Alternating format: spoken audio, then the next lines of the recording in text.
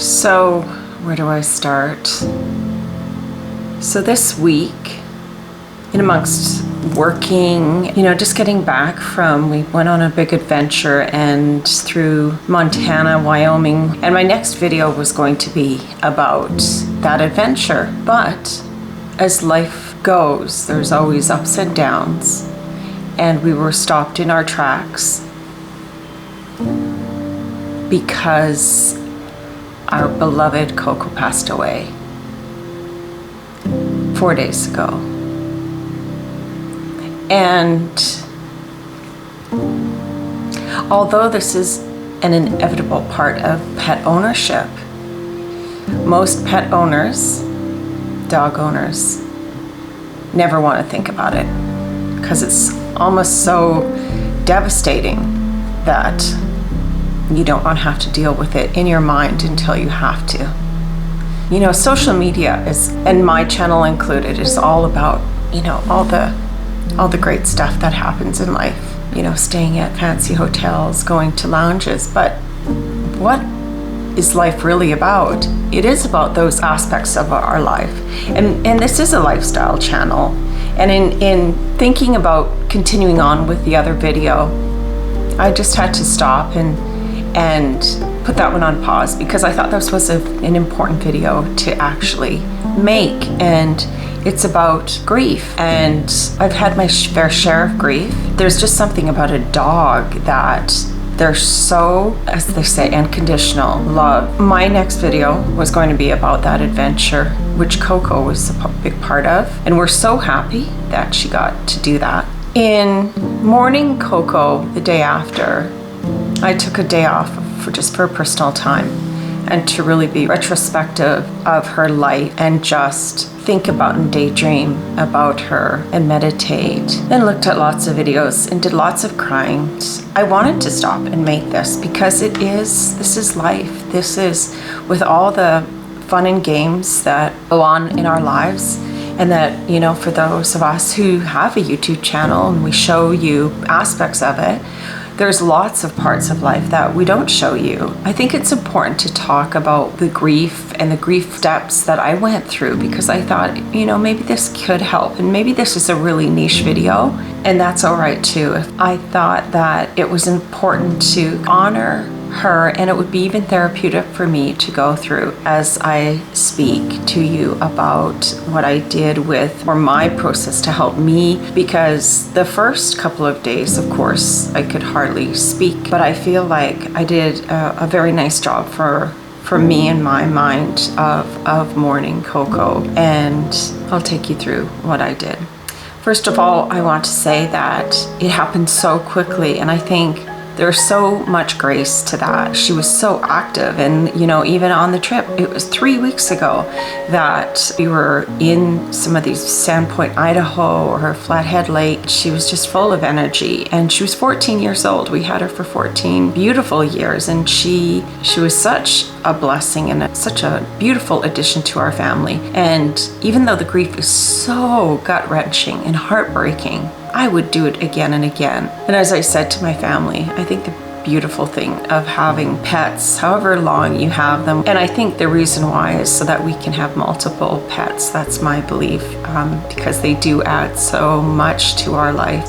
She went fast just like she ran fast. She didn't suffer. I think as a pet owner, that's the best way you can ask for your pet to go. The grieving process was even worse because we had to tell our kids, and because of work schedules, we had to tell them at 2 separate times. So it was that following day that we had to then tell them separately. And it was like really scratching a wound open again and again. It is truly heartbreaking and shocking that one day you have your pet and the next day you don't. She added so much to our family. So grieving the loss of a pet, it is serious. I did a lot of reading while I took my day off, and some of the advice that I read and that I would suggest is, allow yourself to cry it out. in thinking, looking at movies and pictures, and just, honoring all the good, all the beautiful endorphins that pet provided you throughout your days, because it really did help me. Although so sad to see them so vibrant and running and playing and making you laugh, they were a part of your family. And in fact, we always called Coco the kid sister. We wanted the respect of the pet to be equivalent to that of a human. You respect her, you make sure she gets her walk, and you treat her well, probably even better than each other in most cases. First of all, let the feelings feel the feeling. It is a horrible sadness, and I would say over the past multiple days there are times that, or sounds or smells, or you come home from somewhere, or I was eating a piece of pizza and Coco always shared the crust with me, and you don't even really think about that, which is second nature, that they'll come up, or the walks at lunch, or my husband's run on Saturday. The other thing that really helped go through that grieving process is to talk about it to each other, and to talk and celebrate the life amongst just our family. And some people have, friend get-togethers and an actual little ceremony. We didn't want anything like that, but we certainly talked about funny stories, shared lots of pictures and videos with each other on our group text, and that helped a lot. Help your mind go through that process of that you're grateful that you got to spend time with her and the family. The other part of grieving is I've sent a little card with pictures of Coco, and let all the friends and family know about it, and the amount of beautiful things that came back to us was very healing. Also received phone calls and just kind words. It is interesting though how many hearts that pets will touch as part of their lifetime. So just hearing those words of encouragement, that support from friends and family helped a lot. Another thing that I'm going to do as part of my process is I'm going to make a shadow box for Coco. I, of course, kept her collar with her tags that jingled. I want to put a few beautiful pictures into the shadow box. It's just going to be little with her collar pictures, and I also kept a lock of her hair, and I'll put that in a cute pink bow and put that in the shadow box. So making a little memorial for her to keep and honor her life with us.